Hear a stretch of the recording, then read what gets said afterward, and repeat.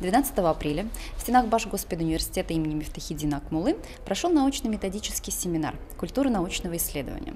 Данный семинар был посвящен вопросам привлечения финансовых средств вузовской наукой.